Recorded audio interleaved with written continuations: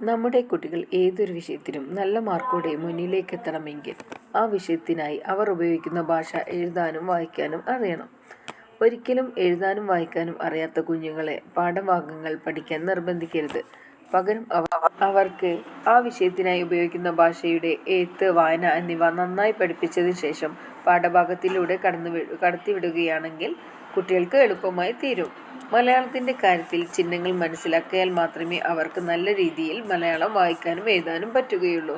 വ്യഞ്ജനാക്ഷരങ്ങളുടെ കൂടെ സ്വരാക്ഷരങ്ങളുടെ ചിഹ്നങ്ങൾ കൂടിച്ചേരുമ്പോൾ മാത്രമേ വാക്യങ്ങൾ ഉണ്ടാവുകയുള്ളൂ. അതുകൊണ്ട് നമ്മൾ ആദ്യം സ്വരാക്ഷരങ്ങളുടെ ചിഹ്നങ്ങളെ പരിചയപ്പെടണം. ആദ്യമായി ആയെ പരിചയപ്പെടാം. ആ എന്ന സ്വരാക്ഷരത്തിന് ചിഹ്നങ്ങളില്ല. ക പ്ലസ് ആ ആണ് ക എന്ന് വായിക്കുന്നത്.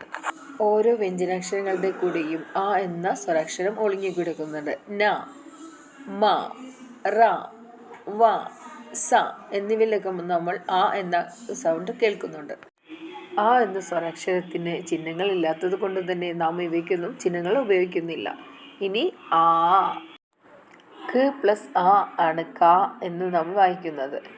ആയുടെ ചിഹ്നം ദീർഘമായത് കൊണ്ട് തന്നെ ദീർഘം വരുന്ന സ്ഥലത്തെല്ലാം ആ എന്ന സൗണ്ട് നമ്മൾ ഉപയോഗിക്കുന്നു. ഇനി നമുക്കൊന്ന് വായിച്ചു നോക്കാം. കാട, പാറ, മാല, പാവ ഇവയിലെല്ലാം ദീർഘം എന്ന ചിഹ്നം വന്നതുകൊണ്ട് ആ എന്ന ശബ്ദമാണ് നമുക്ക്. ചുവടെ വരുന്ന പദങ്ങളെല്ലാം കൂട്ടുകാർ വായിക്കുകയും ക്ലാസ് ഇഷ്ടപ്പെട്ടാൽ ലൈക്ക് അടിക്കുകയും സബ്സ്ക്രൈബ് ചെയ്യുകയും ചെയ്യും.